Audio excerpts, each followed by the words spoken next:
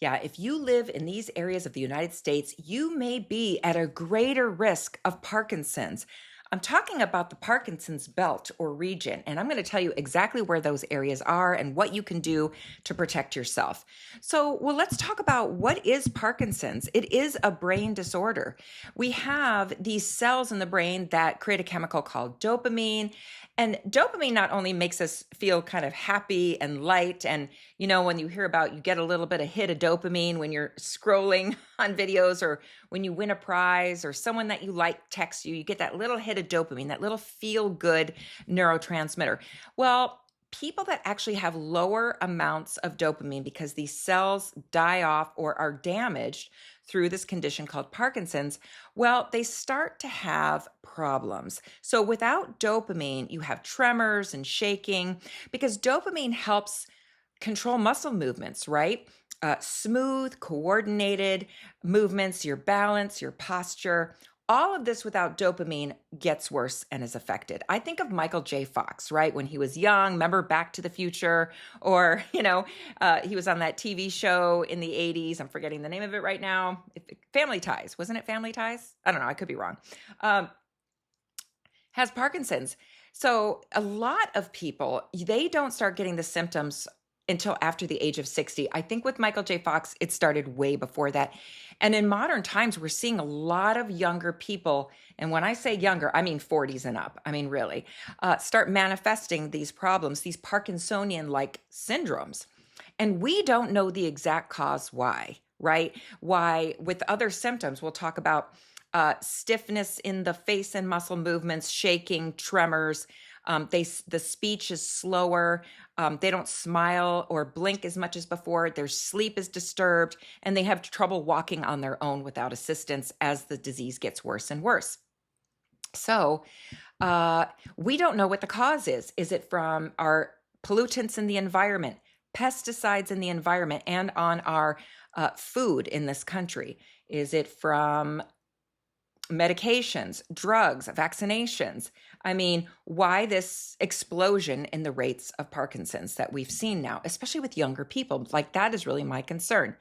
So the Parkinson's belt refers to a geographic area in the United States, and get ready, it's the Midwest. It's right here near the Great Lakes, right? So we're talking about Ohio, Pennsylvania, Michigan, Indiana. What do these have in common? Right. Heavy industrial industry, like the great car makers of Detroit, but a lot of factories in that Midwest area as well. And so there was a lot of pollutants dumped into the environment and the air.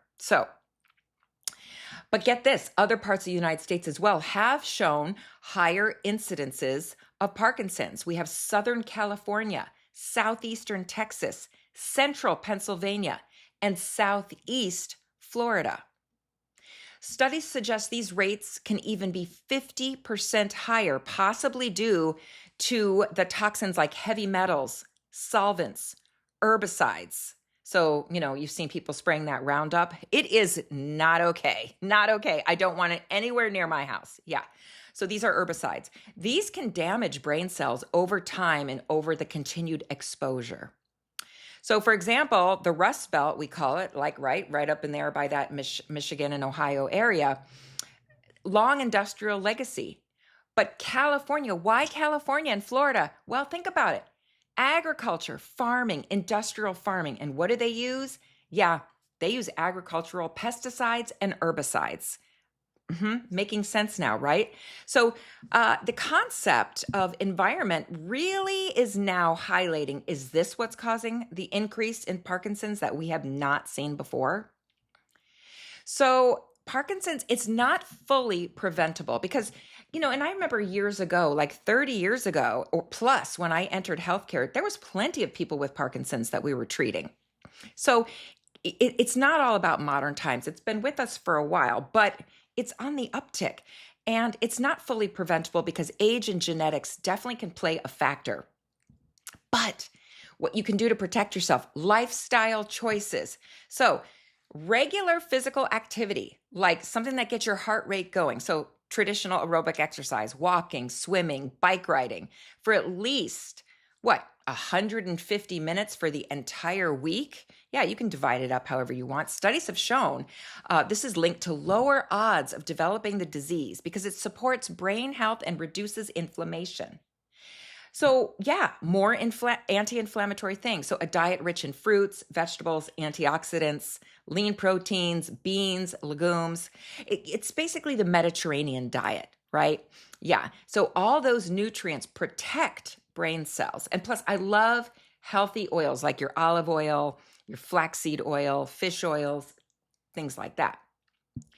Drinking caffeine, whether it's from coffee or tea, in moderation, again, always, especially tea, make sure it's organic and you're not soaking it in those plastic tea bags, right? Because tea bags can have a lot of chemicals on them as well. So this has been associated with a reduced risk of Parkinson's and even some types of dementia. I tell you what, I am a coffee drinker. I can't drink as much now because it does, increase my heart rate and I get some palpitations. But I'm going to drink coffee for as long as I can. I really do notice a difference in my brain health when I drink coffee. Now, you may like green tea, white tea, black tea, but again, just be careful. Like, what are you steeping it in? It's best to have loose leaf tea, right? In a stainless steel tea ball that you can soak in there. You don't want the microplastics. Maybe consider stop using those herbicides and pesticides. Years and years and years ago, I remember we had an exterminator because we were dealing with things like scorpions, and nobody wants scorpions. But when I learned about toxins, we immediately canceled the exterminator, and now we use UV lights, purple lights to find the scorpions. We use glue traps. We use diatomaceous earth. We sprinkle that around the areas because I don't want pesticides and herbicides around my family, my kids, or my dogs, my pets, and my brain. So very mindful of chemicals. Like, look at the chemicals you use around your house. Do you use those Roundup pesticides and herbicides? Killing weeds around the house, maybe just use vinegar and water or just pull them yourself, because we now know the risks of these things that kill plants. You have to be very careful with these toxins if you're concerned about dementia and Parkinson's and your brain health. There you go. So, and depending where you work, if you work in a field that has a lot of chemicals. I always think about people that work in beauty parlors and salons, and some of them don't wear gloves when they're working with those dyes. It's like, oh no, they should be wearing gloves, maybe even masks, maybe even a visor. Keep fans in the area. Make sure they have air purifiers and ducted out ventilation. Like, they can make a safer workspace. That's why I say when I use hair products and hairsprays, I always hold my breath. I use it in the shower if I can, so it's contained in there, and then I come out and take a breath. Oh yeah. So the other thing is, if you can live in a less polluted area, an article just came out about, because golf courses use so much herbicide and sometimes pesticides, people that live by golf courses, higher incidence of Parkinson's and dementia. Yeah, now I'm not so jealous of those people that live on the golf course, right? Yeah. So if you can change your living environment or make it safer around the environment, if moving isn't an option, yeah, you can definitely reduce your toxic burden. There is something about sleep and stress. We talk about sleep all the time on this channel, but doing something that makes you feel relaxed, like swimming, yoga, whatever. Watch our videos on sleep hygiene, because it's critical to get good sleep so your body has that time to detox. Wearing helmets during sports, or, something that you're really worried about getting a head injury, right? We want to protect the head. Decreasing alcohol consumption, quitting smoking. This can all help your brain health and reduce your risks. Okay, that's the Parkinson's belt. It is in that area. And the other parts, like Southern California, who knew? But now you do.